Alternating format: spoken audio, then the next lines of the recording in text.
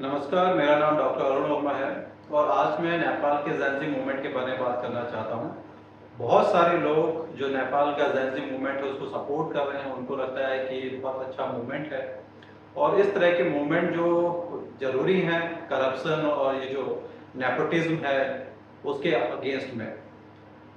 ये थ्योरेटिकली अच्छा लगता है और मैं ये नहीं कहता कि इस तरह के मूवमेंट नहीं होने चाहिए और किसी भी देश को बहुत सारे बातों को ध्यान में रखना चाहिए, चाहे वो यूथ हो या कोई भी हो, कि ये जो हम मूवमेंट कर रहे हैं उसका आउटकम क्या होगा, वो शॉर्ट टर्म आउटकम क्या होगा और लॉन्ग टर्म आउटकम क्या होगा। देखिए, यहाँ पे मैं एक अलग व्यू देना चाहता हूँ। ये जो नेपोटिज्म है ये यूनिवर्सल ट्रूथ है। किसी भी सेक्टर में आप देखेंगे इस तरह की चीज़ें आपको मिलेंगी। वो पॉलिटिशियन है तो अपने बच्चों को 100% सपोर्ट करेगा, वो फिल्म इंडस्ट्री में है वो भी अपने बच्चों को सपोर्ट करेंगे। इनफैक्ट ये चीज़ आपको ब्यूरोक्रेसी में भी मिलेगी, ये चीज़ आपको डिफेंस में भी मिलेगी। इन सभी जगहों पे आपको क्या है मिलेगा कि जिस सेक्टर में उनके फादर काम कर रहे हैं उसी सेक्टर में क्या है उनके बच्चे काम करते हैं।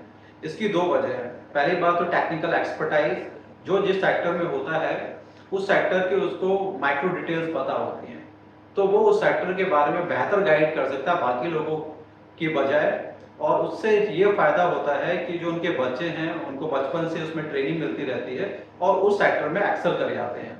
You can take example defence. Defence में अगर किसी के पेरेंट डिफेंस में ऑफिसर हैं तो वो अपने बच्चों को बचपन से ही उसके टेक्निकलिटीज के बारे में बताते हैं और उससे उनको एग्जाम को क्वालिफाई करना आसान हो जाता है और उनका सिलेक्शन हो जाता है। द सेम फिल्म इंडस्ट्री में बचपन से उनको एक्टिंग के बारे में बताया जाता है और एक एक्टिंग जो है उनके ब्लड में होती है, तो उनके लिए एक्टिंग करना कोई बड़ा काम नहीं होता। इसी तरह से पॉलिटिशियंस हैं, बचपन से ही वो बच्चा उस एनवायरनमेंट को देखता है और उसको पता है कि पॉलिटिक्स में क्या क्या होता है, कहाँ पे ध्यान देना है क्या नहीं देना है, और अकॉर्डिंगली उनका जो डेवलपमेंट है ऐसे एनवायरनमेंट में होता है जिससे वो अच्छे पॉलिटिशियन बन सकते हैं। पैसा है उनके पास तो ऑब्वियसली वो एंजॉय करेंगे। आजकल अपनी वो पर्सनल लाइफ को प्रोफेशनल लाइफ को सोशल मीडिया पे शेयर करते हैं और बहुत सारे लोग उसको फॉलो करते हैं, पसंद करते हैं, वो भी ऐसी लाइफ को जीना चाहते हैं। बट एक दूसरा व्यू है, एक ऐसा ग्रुप है जो इसको अप्रिशिएट नहीं करता, उसको हर जगह प्रॉब्लम नजर आती है। उसको लगता है कि हमारे पैसे पे एंजॉय कर रहे हैं और अपना जो भी फेलियर है उसके लिए इन लोगों को रिस्पॉन्सिबल मानते हैं। देखिए, आपको किसी ने नहीं रोक रखा है आगे बढ़ने से। आप अगर सक्सेसफुल नहीं है तो उसका रीजन भी आप ही हैं, इसको आपको एक्सेप्ट करना पड़ेगा।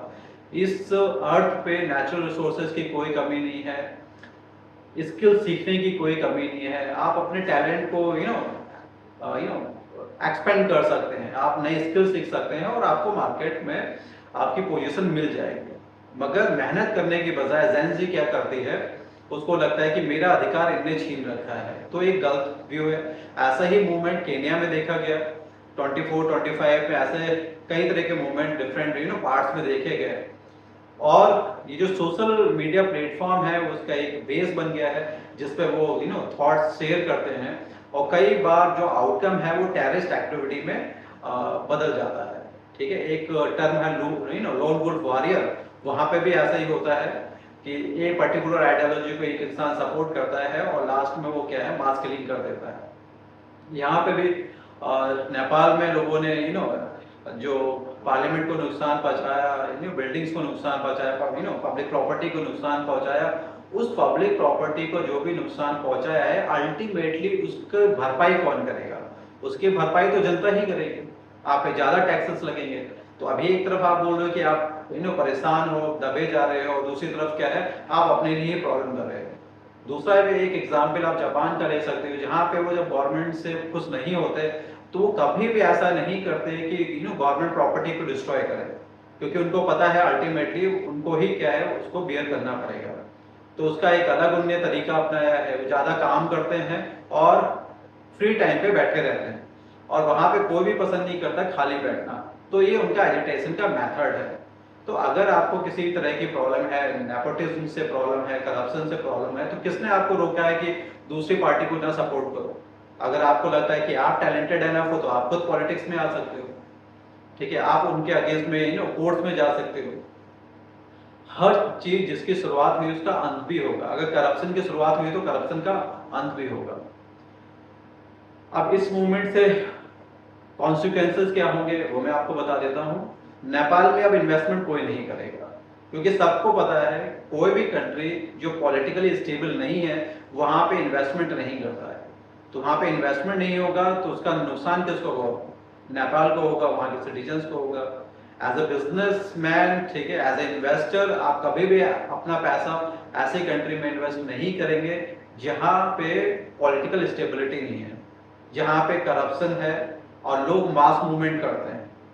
ठीक है, अभी क्या हुआ कि वहां के होम मिनिस्टर ने रेजिग्नेशन दिया, वहां के जो प्राइम मिनिस्टर हैं उन्होंने रेजिग्नेशन दे दिया, आपकी बातें मान ली गई।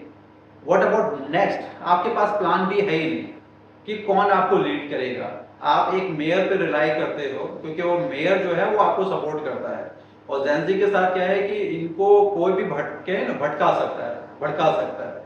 एक सबसे बड़ा ब्लंडर वहाँ के प्राइम मिनिस्टर ने ये करा कि 26 वेबसाइट थी जिसको आपने बैन कर दिया। वो शायद ये भूल गए कि जेनजी को आप खाना मत दो, पानी मत दो, बाकी एमिनिटीज मत दो, मगर अगर उनको सोशल मीडिया से दूर करोगे तो वो जी नहीं पाएंगे, क्योंकि उनका मॉर्निंग और से लेके नाइट तक वो सोशल मीडिया को बहुत ज्यादा कंज्यूम करते हैं, बहुत सारा डेटा कंज्यूम करते हैं और वो अपना एक फैंटेसी वर्ल्ड में जीते हैं। इसकी वजह से वो जो ग्राउंडेड रियलिटी है, जो रियल लाइफ है, उसके बारे में कम जानते हैं। और एक फैंटेसी आजकल लोगों के दिमाग में आया कि शेयर मार्केट में पैसा लगा दो, फैंटेसी गेम में पैसा लगा दो और रातों रात करोड़पति बन जाओ।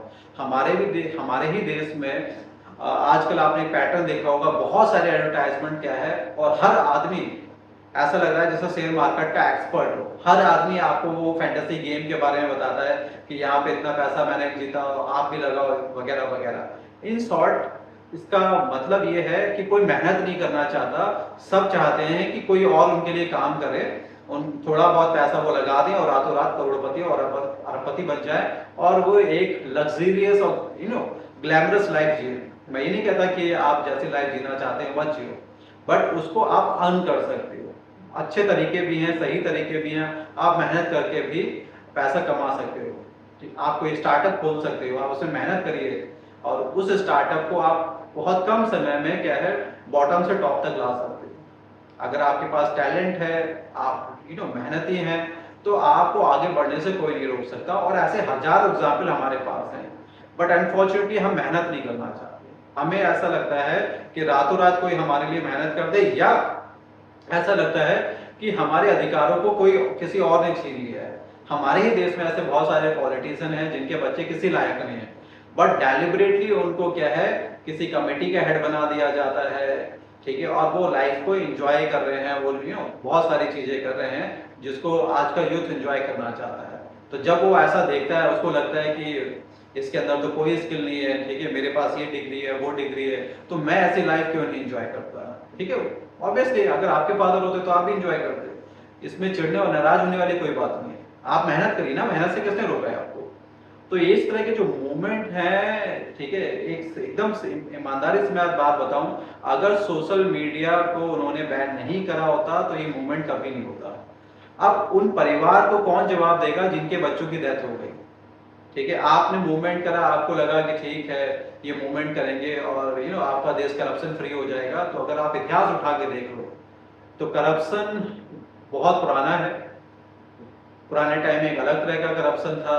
हमारे देश के कंसर्न में बात करें तो बहुत सारे राजा ऐसे थे जो अपने पड़ोसी राजा से नाराज रहते थे, उनमें खुद इतनी ताकत और सामर्थ्य नहीं था कि उससे वो लड़ सके, तो वो बाहर के लोगों को इनवाइट करते थे, उनके पास गिफ्ट देते थे कि ये देखिए हमारे पास इतना अच्छा सोना चांदी हीरे जवाहरात हैं और हमारे पड़ोसी राजा के पास तो हमसे ज्यादा है, तो आप हमें हमारी मदद करिए उसको हराने में और आपको बहुत सारा ऐसा जो सोना चांदी हीरे जवाहरात हम लूट के ले जा सकते हैं।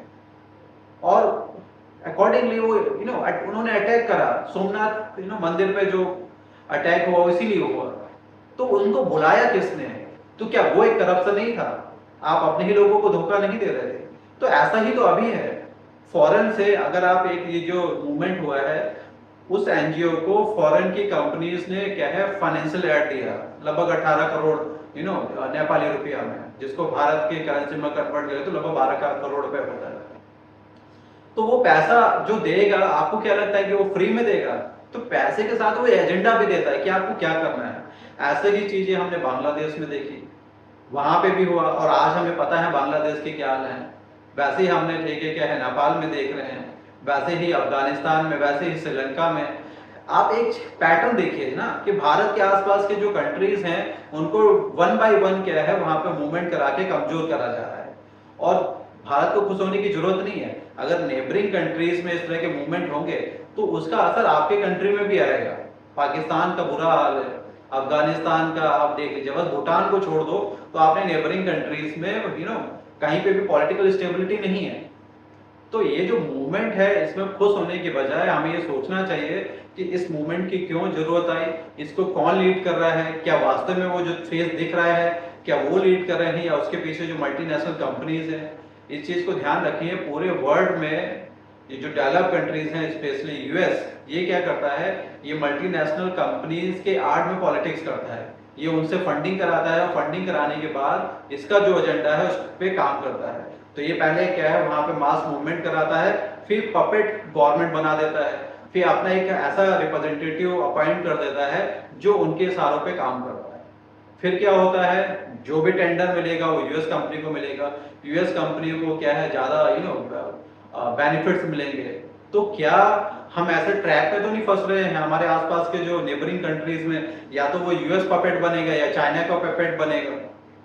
तो भारत सरकार को उस पर ध्यान रखना चाहिए, और ये एक दिन में नहीं होता है। तो अगर इस तरह का कोई प्लानिंग चल रही थी तो ये हमारी ड्यूटी भी बनता है अपने नेबरिंग कंट्रीज को टाइमली इन्फॉर्म करने की और उनको सपोर्ट करने की, क्योंकि अगर हम ऐसा नहीं करेंगे तो आने वाले दिनों में इसका असर हम पे भी पड़ेगा और हमारी इकोनॉमी जो अच्छी स्पीड से बढ़ रही है उस पर असर पड़ेगा, और कहीं ना कहीं हम फिर से जो यूएस ट्रैप है उसमें फंस जाएंगे। और यूएस ने अभी ये जो टैरिफ वॉर स्टार्ट करा है, कहीं ना कहीं उसकी वजह से बहुत सारे कंट्रीज को लॉस भी हो रहा है, और लॉन्ग टर्म में अगर हम देखें तो यूएस को बहुत बड़ा लॉस होगा और आज से वो 20-25 साल पीछे चला जाएगा, ये मैं बड़े आसानी से प्रेडिक्ट कर सकता हूँ।